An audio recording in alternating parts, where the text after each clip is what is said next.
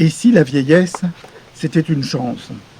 En effet, d'arriver à un âge avancé, ça veut d'abord dire qu'on a survécu à pas mal de choses, et que ça, c'est déjà une chance. J'ai eu 30 ans, et depuis cet âge, mon esprit et mon corps ont plus diminué qu'augmenté, ont plus reculé. Mais c'est vrai qu'on vit la vieillesse, le vieillissement, comme un âge des pertes. Et c'est pas faux. Mais c'est une vision peut-être un peu réductrice. Est-ce que tout ça ne mérite pas d'être revu en voyant les avantages qu'il y a à vieillir? Ben oui, il y en a.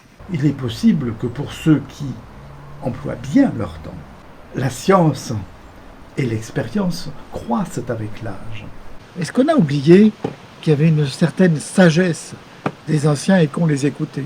À l'époque où les vieillards étaient rares.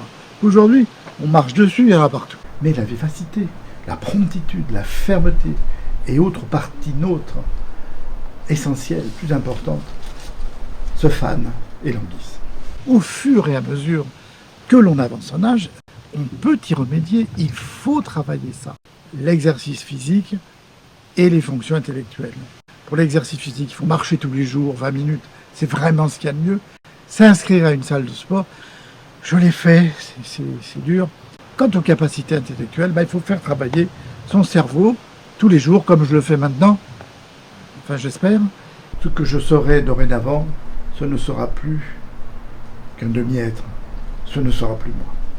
En dehors de la maladie, ces pertes physiques et intellectuelles ne sont pas inéluctables. La sexualité, souvent elle est plus épanouie après l'âge de 60 ans, en particulier chez les femmes.